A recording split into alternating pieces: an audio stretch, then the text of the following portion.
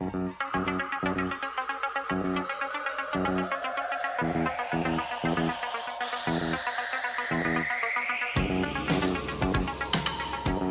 Rider, a shadowy flight into the dangerous world of a man who does not exist.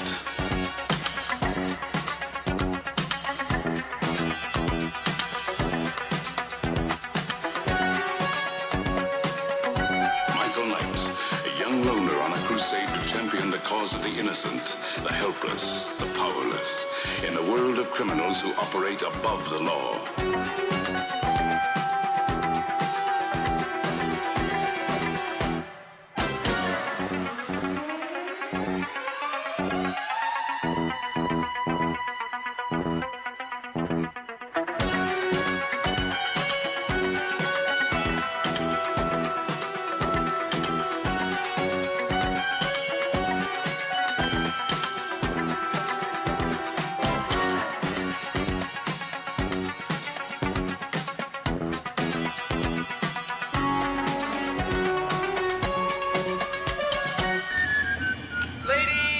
Gentlemen and children of all ages, welcome to the center ring.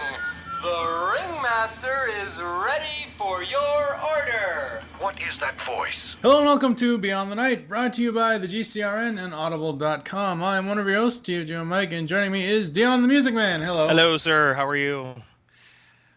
I'm good, I guess. Today we're going to be going beyond the night and reviewing 3 more episodes of Knight Rider Classic Season 1. Kit, hit the turbo boost. Michael, he's coming right at us. I can see that. Do something. Put him in the squad. You're not serious. Where's Devin? Your friend was in the wrong place at the wrong time. Oh my God! Where are we going? To save Michael. Don't let him cross that county line.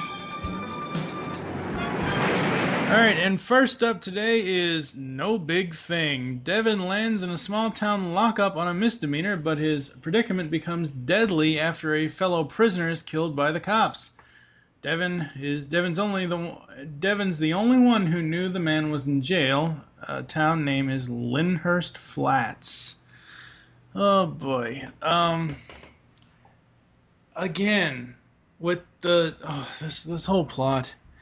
I like, and this is kind of going into my Scanners On piece, but I like that Devin is pretty much in his element, in his car, listening to his music and this, that, the other thing, everything else, and then he runs into these corrupt cops and sheriff and judge. It's just a whole corrupt county. Pretty much. And it's like, oh God, can we please get an episode that is worth something, that actually has a decent story? Because this is so cliche. Oh my God, this plot. It just, oh my God, this plot sucks. This sucks so hard. It's like the skinniest girl trying to suck water through a garden hose. Oh, wow. Wow. Oh, God.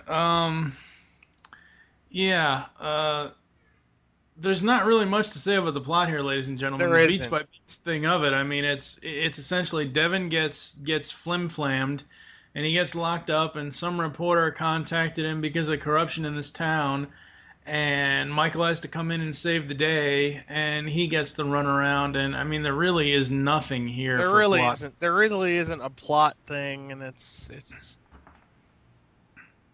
there isn't really much to say about this particular episode. No, not at all.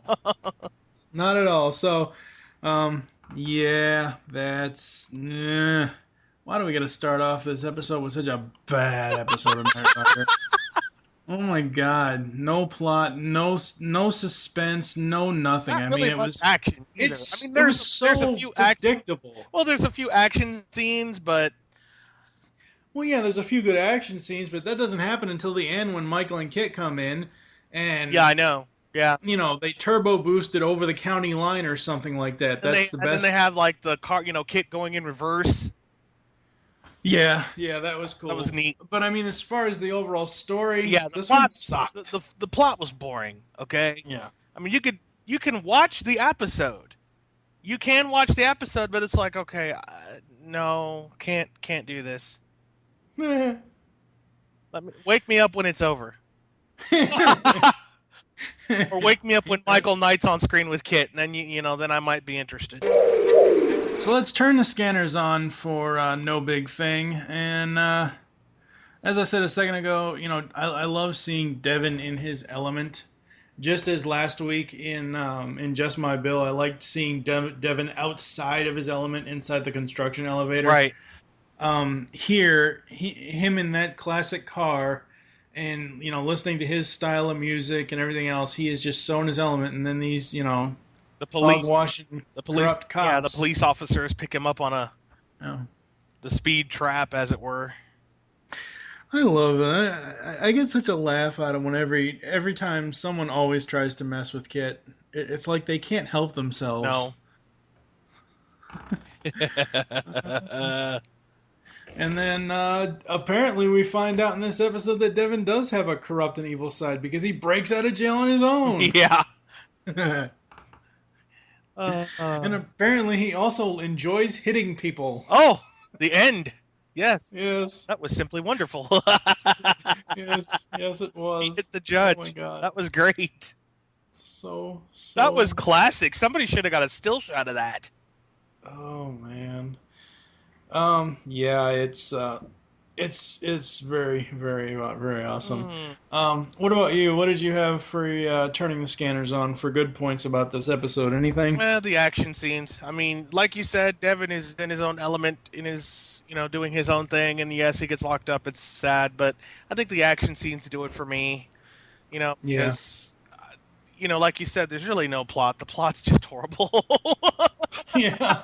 Alright, it's time to turn the scanners off, and I thought I was going to have a long list, but I don't have anything. I really don't, because the story was so just bland, and as we've said, the only note I wrote down was, great, more corrupt cops, and a corrupt judge, nice. Yeah, I really don't have anything for scanners off.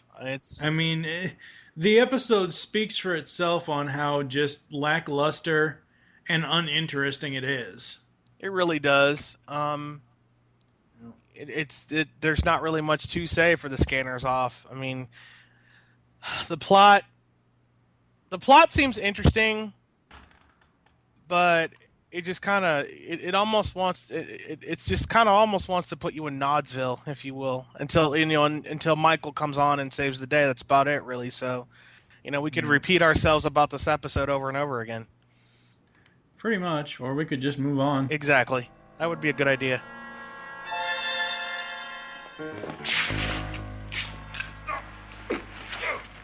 Three.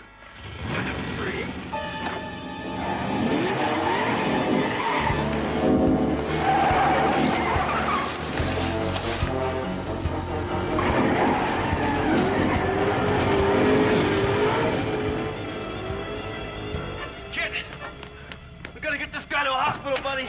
Michael, that car. It could have been my twin. It was exactly like me. Not exactly, buddy. It almost killed me.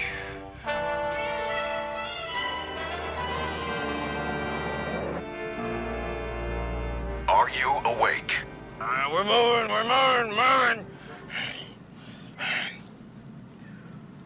Huh? It wasn't a dream. You're here. I'm here. It's here.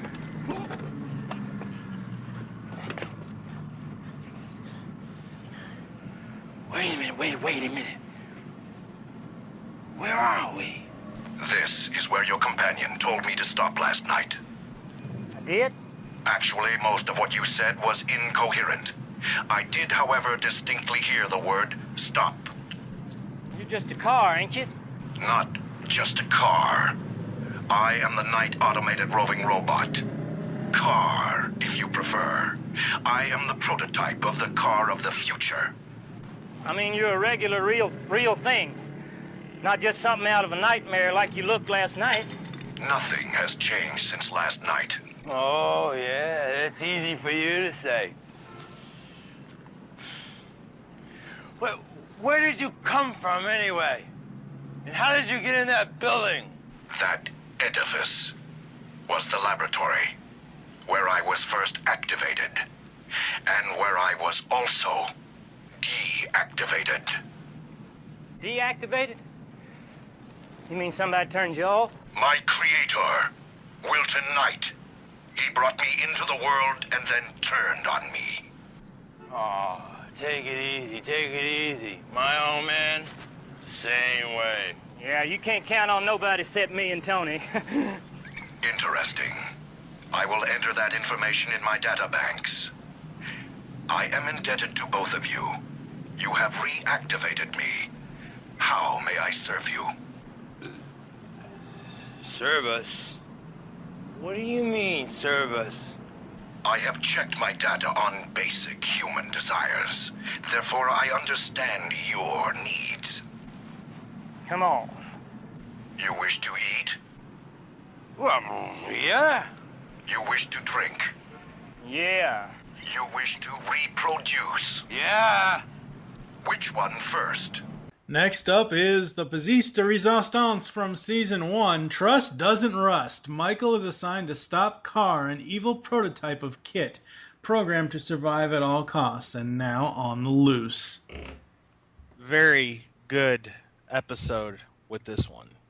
This is... I kind of see why now this did not follow Night of the Phoenix, because you need something to wash the bad taste out of your mouth from the previous episode. You do. I mean, you know, the complete opposite from what we just said about No Big Thing. Trust Doesn't Rust. You have a great story, great action set pieces. You've got all this stuff. The whole story, the whole plot basically is that it's a dark and stormy night, and at a warehouse, and these two crooks are going to break into the warehouse, yeah. and Lab 3, and I almost equate K.A.R.R's scanner noise to be dun dun dun dun dun dun. K.A.R.R is Jaws. Oh, because I mean, K.A.R.R is just evil incarnate, and just that whole mystery of it all, almost reliving the K.I.T.T reveal scene in Night of the Phoenix with the darkness and the scanner, and just having those guys stand there in the middle of the room. And then the whole thing of, you know, they don't remember what the hell happened. You know, they kind of blacked out. Yeah. And, you know, in the next morning. And then, you know, you got Michael going in there just, you know, going in there to make sure that, you know, locked up, and what was it? It was a county auction or something. I think it was one of the buildings that was being sold off in the county auction or something. Yeah. And, you know, they wanted to make sure it was secure. They find the guard unconscious, and you know, the guard says Lab 3, and Michael goes in and investigates, and he gets caught in the scanner lights again, just like with K.I.T.T, and nearly gets mowed down. Yeah, pretty much. And we find out that K.I.T.T has a twin, the original prototype, Night Automated Roving Robot, K.A.R.R. And K.I.T.T says as much. He says, "Michael, I think that might have been my twin." He goes, Not quite, buddy. It nearly killed me." And we go on from there to where Devin is explaining what K.A.R.R was. K.A.R.R was the original prototype, and the biggest difference between K.I.T.T and K.A.R.R is that K.A.R.R's programming was self-preservation, whereas K.I.T.'s is preservation of human life. Right. Wilton realized his mistake and thought he had it destroyed, but apparently not. Which that's one thing that kind of bothers me, and this isn't really a scanners off thing, it's more of a plot thing. If Wilton realized his mistake, why wouldn't he have just destroyed the car instead of leaving it in storage? But probably because maybe Wilton thought, okay, if we get the right programmers to actually go in and reprogram K.A.R.R, you know, then we'd have another K.A.R.R to work with K.I.T.T. But yeah, unfortunately, it didn't work out that way. You know, and the whole warehouse scene, the lab scene where they break into the old night warehouse there in the beginning. The whole time I was thinking, boy, if there was an auction here, yup, Dave Hester would have gotten away with Car. But overall, the plot is great. The story is amazing. What about you? What did you think of the overall plot in this one? Plot is great. Story is awesome. Lots of action scenes. It's on your seat action, just the way, in my personal opinion, just the way a Knight Rider episode should be. And I also want to point out that Peter Cullen is the voice of K.A.R.R in this one. Yes. And so for those of you Transformer nuts, there you are. But it's also interesting to note as well, and I'll bring this up later, but Peter Cullen was accidentally and has still been mistaken for Season 3's K.A.R.R voice. Yeah, no, that's not the case. It's Paul Frees in Season 3, and right. I can trust me. There's a big, huge difference. I know, because of, in the 80s as a kid, I would hear Peter Cullen outside of Transformers, and I'm like, what the hell is Optimus Prime doing here? Yeah. Because he was the narrator of the of Voltron. Yes, he was the Voltron will be back after these. Right. The announcer. He did the interstitials for Voltron. He was Optimus Prime. He was Eeyore. He was K.A.R.R. And I knew in Season 3 that was not the same voice. That was not Peter Cullen. No. Not the same voice at all. But this episode is great. Like you said, it washes the horrible taste out of your mouth with the last episode.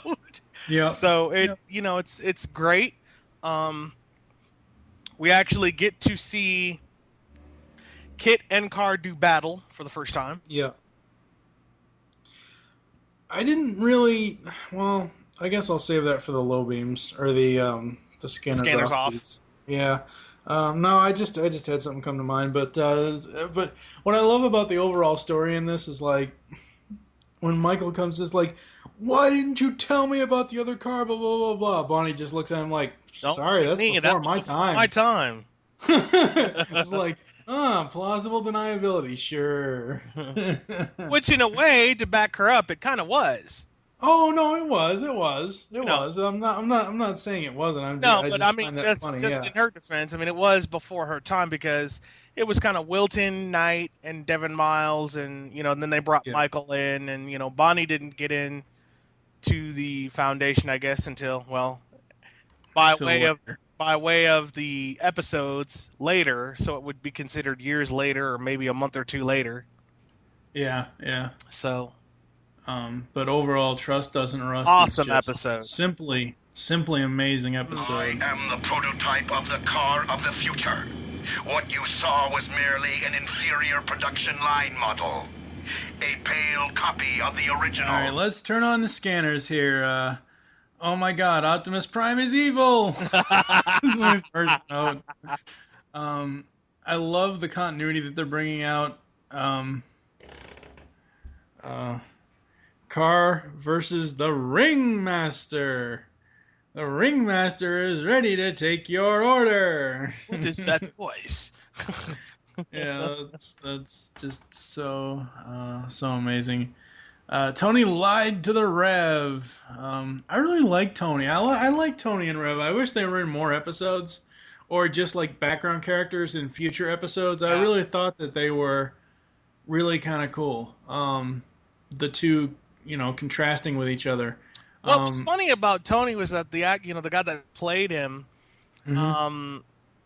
the guy that played the guy that played him, the people thought that he was really drunk, and it was so hilarious.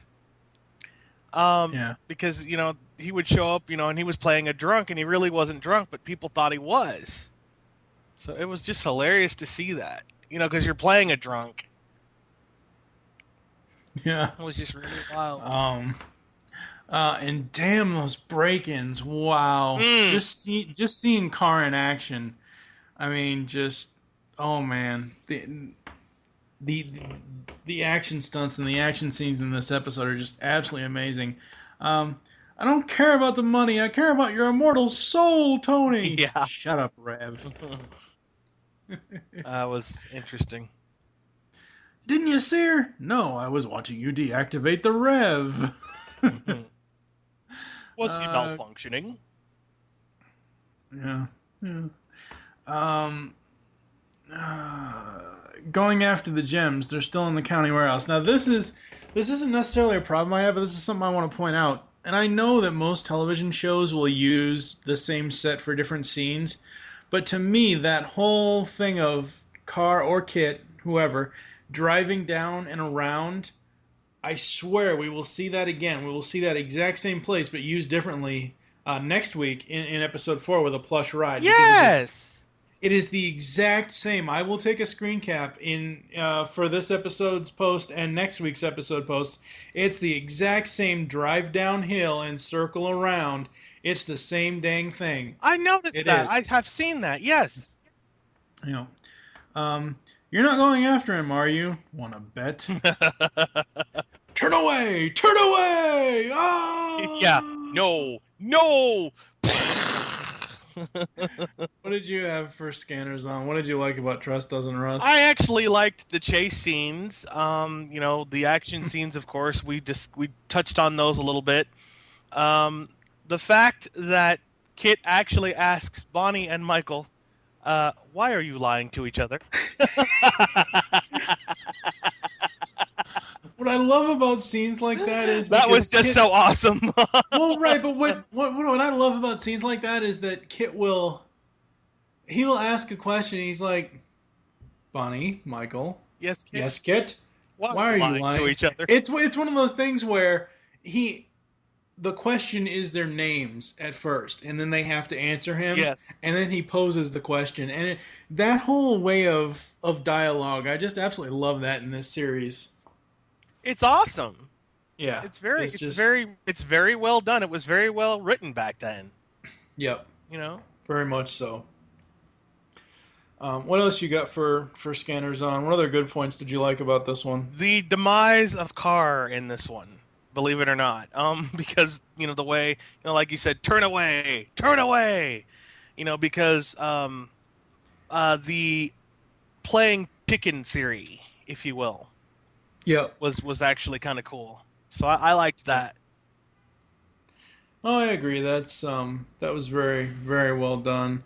I like how almost not each episode, but almost every other episode, they're having to add new gadgets to Kit, and Bonnie's like, yeah, I'm just removing some stuff that you don't need so I can insert this giant frickin' laser.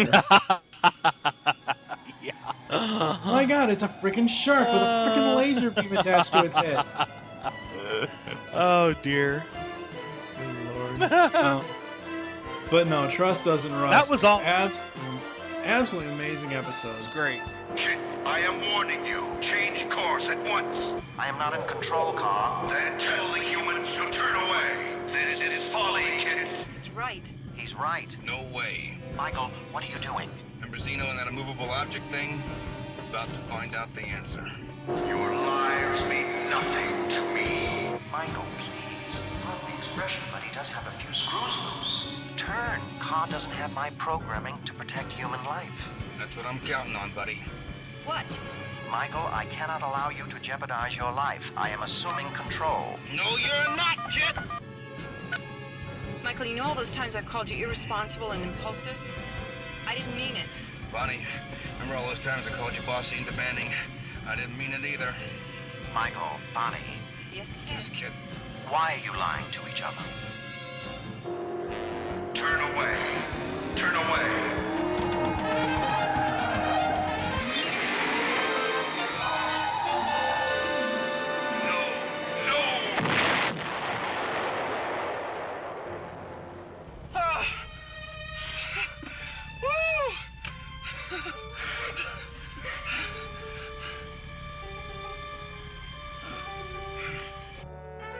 Alright, let's turn the scanners off. And how can you say a bad thing about this episode? I really only have two things. Well, of course, small-time crooks are going to think small-time with bank robberies and more. Like, when Tony and Rev realize that K.A.R.R could do anything, and he's like, eat, drink, reproduce. Which one first?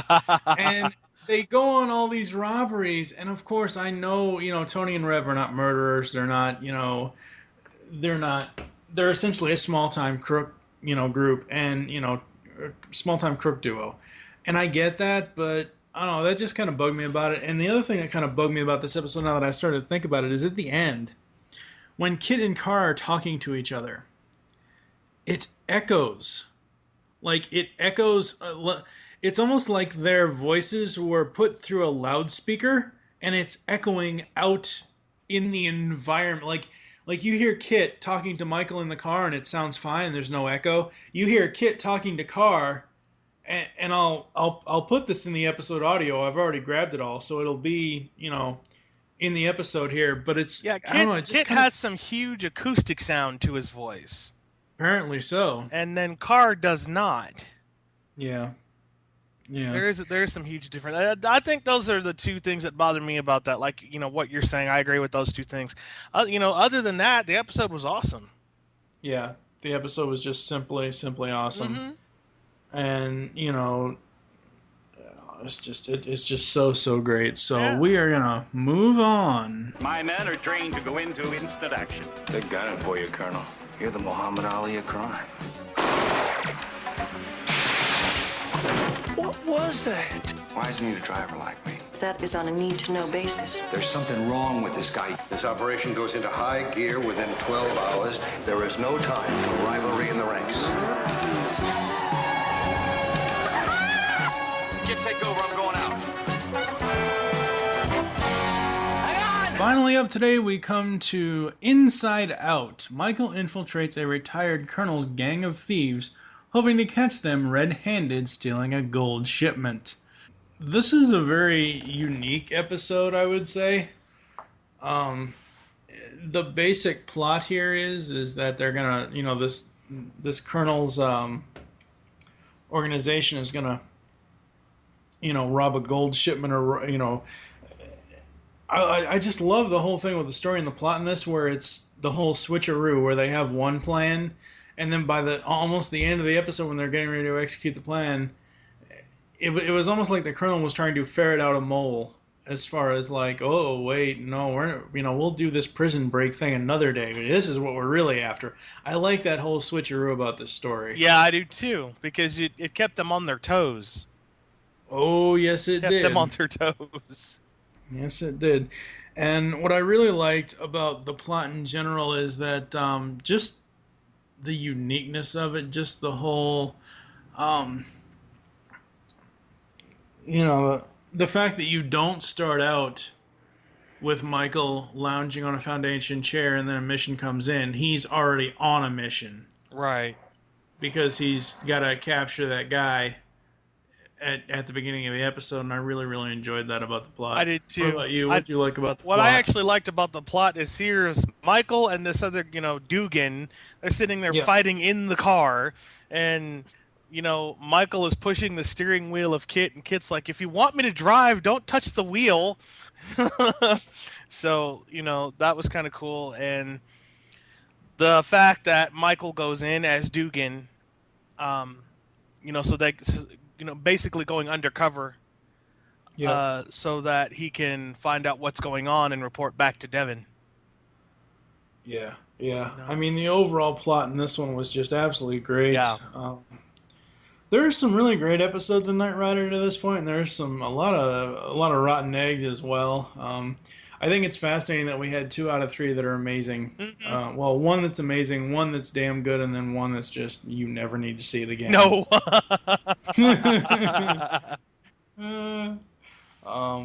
So yeah, this Inside Out, as I said, was very, very unique. And we're gonna get on to the scanners. Alright, so scanners on, and as I said before, I thought this was a very unique way to start an episode, with them already being on a mission and just seeing the fight and just wondering what as a viewer, you're like, what the hell is going on? Because normally, as I said in the plot, we would have Michael lounging around the Foundation waiting for a mission to come in. Or we would have something where they just finished a mission and they're on their way to the next one, and then something would happen, like what happened in Deadly Maneuvers with, some hot chick on the side of the road and stuff like that. But this one is something unique where we hadn't seen this before. No, and I actually like the way that this, starts out. Like you were saying, it's basically action first, getting the details second, and then back to the action. There really doesn't seem to be any time for catching your breath, and I like that about this episode. Yeah, I mean, there's no real catching your breath at all. I love the illusion. Well, of course it was an illusion. I love that. I thought that was just so quick. And I knew, as soon as I saw Michael snooping around the colonel's office and seeing the prison plans, and he reports back to Devin, I knew that twist was coming with switching up the maps. I knew it. I thought it would be great. It worked. It worked for that episode. Yeah. It was awesome. I mean, it absolutely did. What I also loved was when they were pulling the heist, having to use K.I.T.T as a standee. Right. Up again. I thought that was great. What about you? What did you like about the? Well, the thing I liked about it was that when Michael was talking to the lady there, she was telling him about her problems and trying to, at the same time not blowing his cover, trying to find out about who each other were, Yeah. And trying to save the young lady's daughter and basically bust the colonel at the same time. So they had to, he had to do two things at once. Bust Colonel Kincaid and save the lady's daughter. So,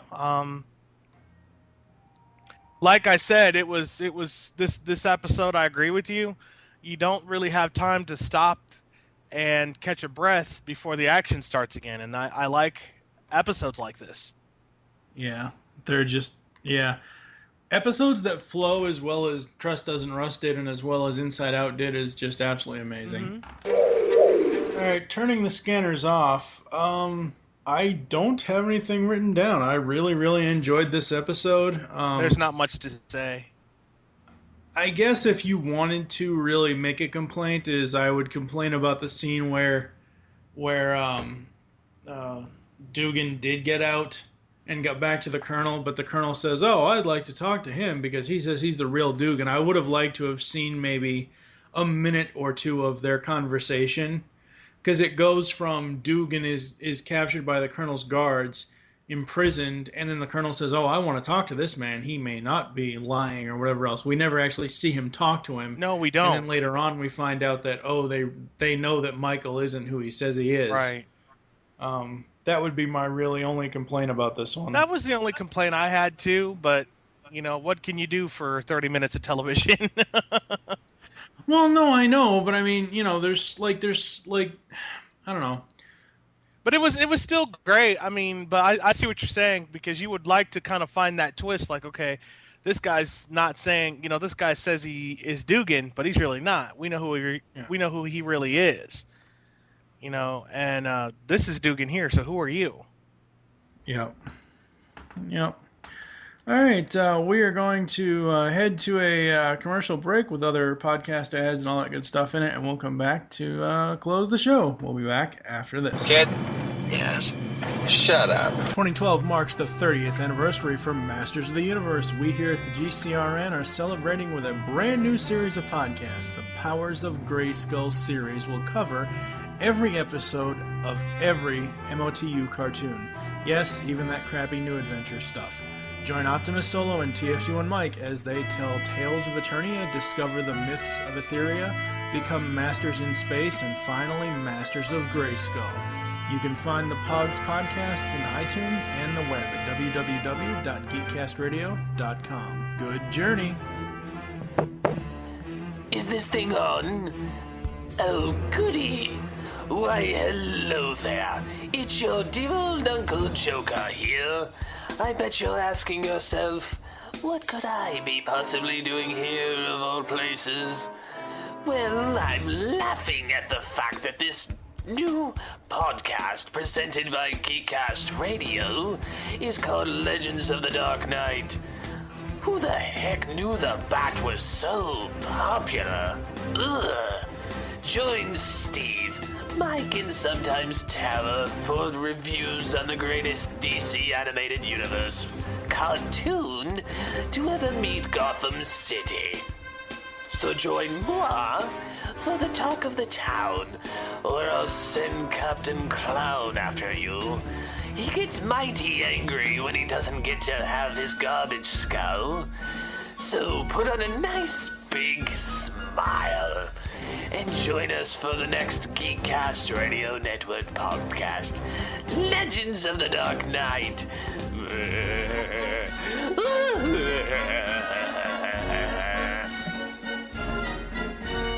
Hey, Chuck. Hey, what's up, Ryan? You know how we talked about doing a podcast? Well, I have some ideas run past you. Yeah, what do you got? I thought we should base it on comics. Well, there's thousands of podcasts about comics. You kind of want to narrow it down a bit. Well, what about Star Wars? Still, there's a ton of those out there. What else you got? We could always do G.I. Joe comics. There's still a ton of those out there. What about the 80s franchises? There's already a few of those as well. Then let's forget about comics. Let's focus on toys and action figures. Dude, then we're back to thousands of podcasts. Well, is anyone covering all those things I mentioned in one podcast? No one would be crazy enough to do that. Then that's what we'll do. You serious? Yep. Come and listen to Star Joe's podcast. You can find us at starjoes.com or find us on iTunes. Yeah, we cover comics, TV shows, and movies based on Star Wars, G.I. Joe, and all your 80s favorite franchises. And don't forget about the toys. How could we forget about the toys? We also do toy reviews to help you decide what to add to your collection. So come listen to Star Joe's, where we hold nothing back, provide quality entertainment, and remember, the Force will be with you. Because knowing us is half the battle. Yo, Joe!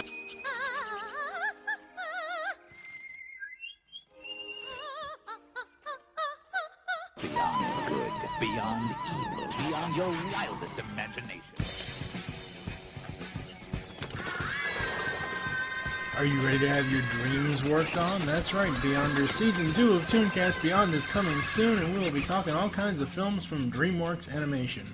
We'll have plenty of DeLorean Time episodes as well, so tune in August 1st, 2012, as TFU and Mike, Optimus Solo, Steve Megatron, JT from Saskatoon, Sketch 1984, and more bring you the next season of Tooncast Beyond. You can find us on iTunes and on geekcastradio.com. In the morning, I'm making waffles. Donkey, shut up and leave me alone. Soundwave, jam that transmission.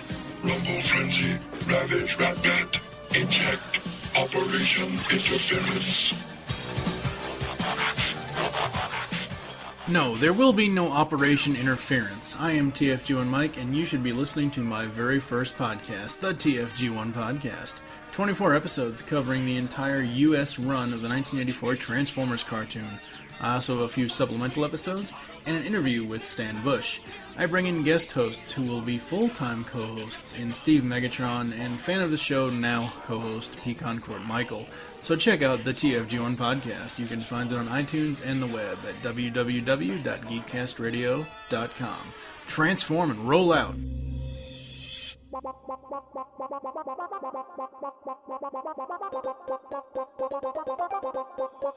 You can now hear the Geekcast Radio Network while on the go with Stitcher Smart Radio.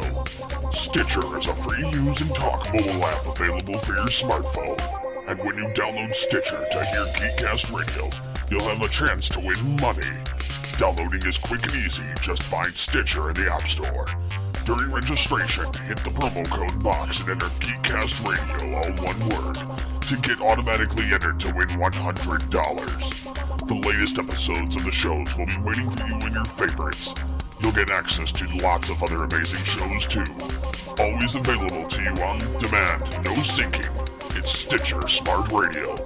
Don't forget to enter promo code Geekcast Radio when you register.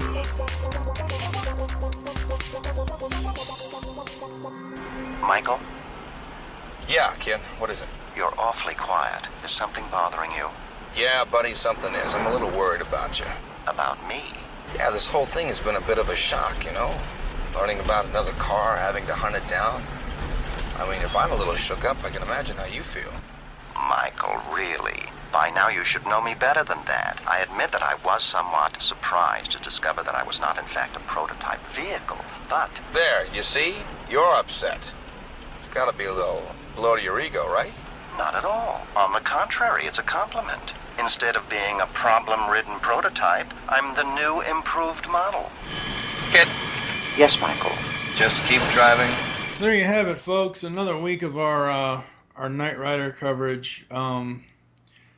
You know, as we've said, we both absolutely love Trust Doesn't Rust. I mean, just that whole shock of, holy crap, there was a Trans Am before K.I.T.T.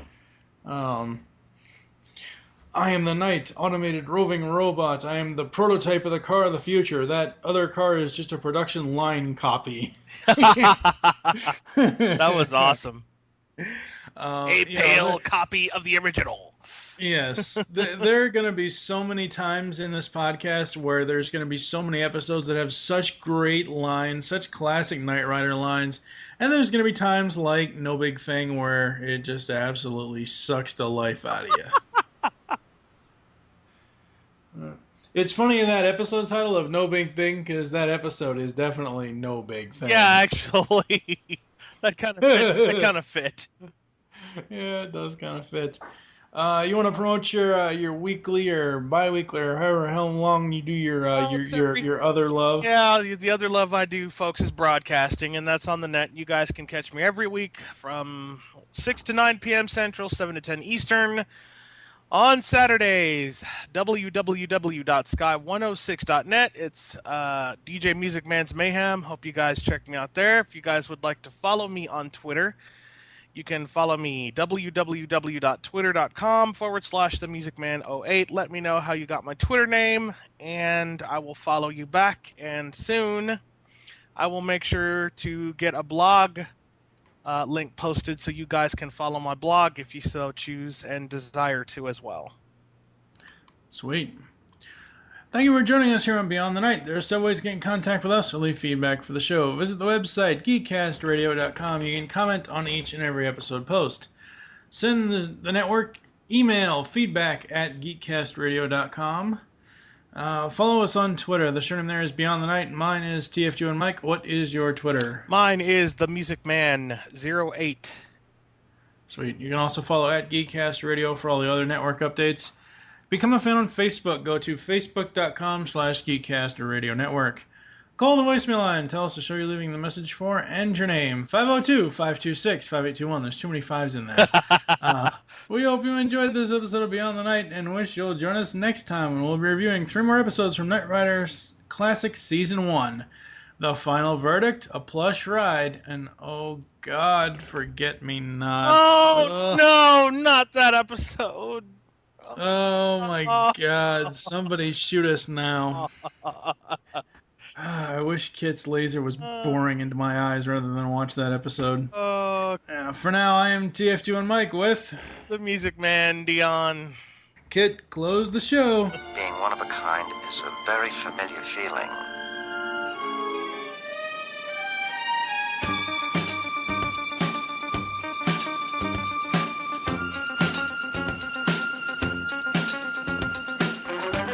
One man can make a difference, Michael. Michael Knight, a lone crusader in a dangerous world. The world of the Knight Rider.